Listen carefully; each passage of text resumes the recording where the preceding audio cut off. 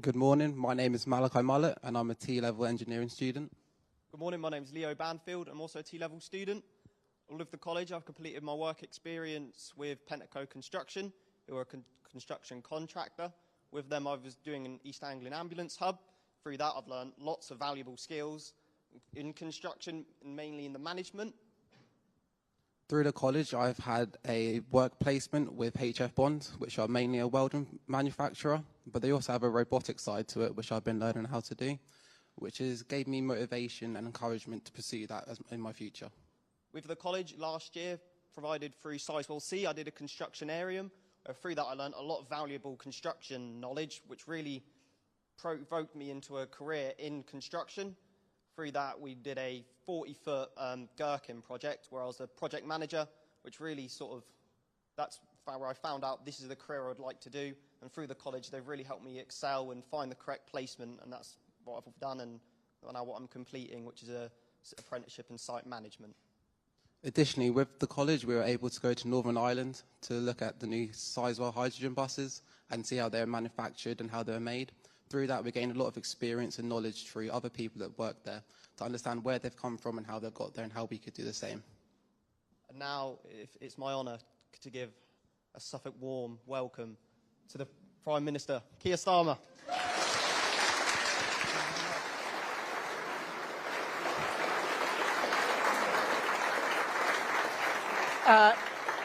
Leo and Malachi were brilliant, weren't they? Don't underestimate how hard it is to stand here and do that for the first time in your life, explaining to you what they're doing. And what they didn't tell you is their great success. Because Malachi, I think you're just waiting for your results, and then he's off to university this October. And Leo, I think you're going on site even before that.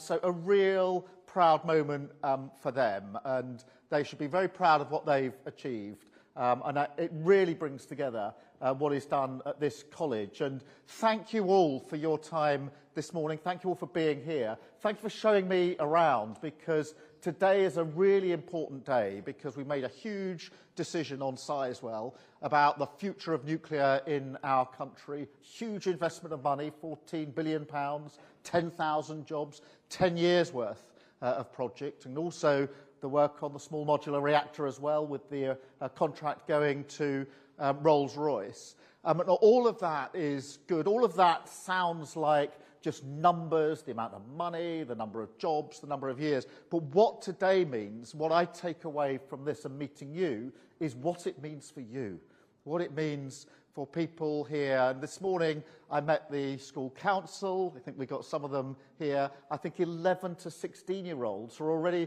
I can see some of them hiding here, already going on site on a regular basis and thinking about the jobs that it might mean for them.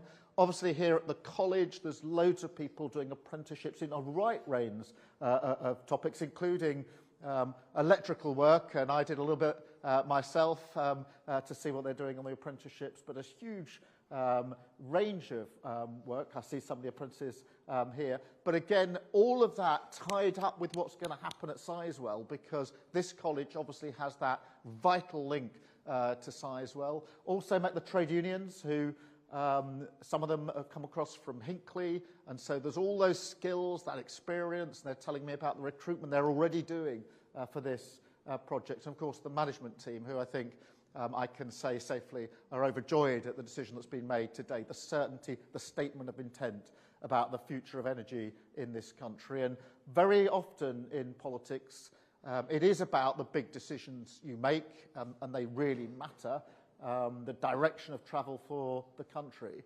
But it's also, on a human level, about who you have in your mind's eye, whose lives are going to be changed by the decisions that we take. And I think of the school council, I think of the apprenticeships, I think of all the people represented by the trade unions, and all of those that management are here to represent. For them, this is a really big, for all of you, a really big day, because this is about good, well-paid, secure jobs, skilled jobs across a range of topics as we go down this road in relation to Sizewell.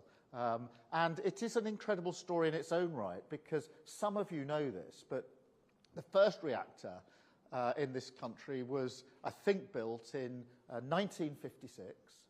And then in the 11 years after that, we built another 20 reactors. That's amazing, absolutely amazing. And then it all dropped off, and the ambition went. And governments dithered and delayed, and so the last reactor was 1995, 30 years ago, and I think that was Sizewell B. So here to put this down today is really important. It's a change, not just an important decision for the future, it's a change of mindset. No more dithering, no more delay, no more being unclear about what we're going to do. A real statement of intent as we go forward. And the Rolls-Royce announcement as well goes with that, because this isn't just about one project, Sizewell. It's about seeing that having our own energy in this country that we control gives us security, gives us independence, so Putin can't put his boot on our throat. And it means that we can control the prices in a way that we haven't been able to in recent years, which has meant very high prices for businesses, for households and for families. So this is about a way of investing in the future of the country. I'm really pleased that we made this decision today, as I think you can tell, because I think the idea of creating good, well-paid jobs there, there'd be fantastic careers for people who might otherwise have had to move away from their area, by the way. There's always this concern for young people, will I have to get out to get on, or can I get a good, well-paid job where I am across a range of skills? This brings that all together. It's a really important announcement. It's great to be here in Ipswich to do it, a beautiful old town, Constable area. It's absolutely fantastic. So thank you all for being here. Thank you for showing me around. I'm much looking forward to mingling with you in a minute and learning more about what you do. But thank you for showing me around. Thank you for inspiring me, because through you I can see the difference that our decisions are going to make for you, your families, your community. And that, in the end, is the most important thing in politics. So thank you very much indeed. A really important day, an exciting day about the future of our country. I'm now going to take some questions. I think some people have questions, but you're all free to ask a question. So any question you like. We'll take a bit of time, then we'll do some mingling. Then I'm going to talk to some of the media who are with us here today towards the back. And Malachi and Leo, you've presented in front of the media for the whole country, which is it is an incredible. I mean, you will all understand standing up here and doing that for your first time when you're a young person is a huge thing to do, and I think they did brilliantly. So let's end with another round of applause for the two of them.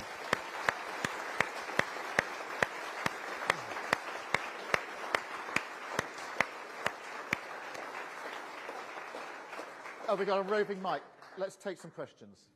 I've written down a question for you. What are you doing to ensure that students in rural areas like Suffolk have access to education and opportunities? Well, what did everybody hear that? What are you doing to make sure that students in rural areas have access to opportunities? Firstly, supporting colleges like this. I think colleges where there's apprenticeships are underrated in my view. I'm a big fan of apprenticeships. I don't think we talk about them enough. But also, in a college like this and in rural areas, linking it then to a project. So linking this so strongly to Sizewell is really important, because the skills can go directly into the work that's likely to be available. Same thing in Hinckley, other side of the country down in Somerset, but the same thing with the colleges around there. So making sure we've got those college places and also knocking out some of the barriers. One of the things I'm really proud of is that for apprenticeship starts, we changed the rules just a few weeks ago to ensure that you don't have to have a maths GCSE to get onto the apprenticeship course, because that was stopping a lot of people starting, because GCSEs, let's face it, they don't always go the way you want.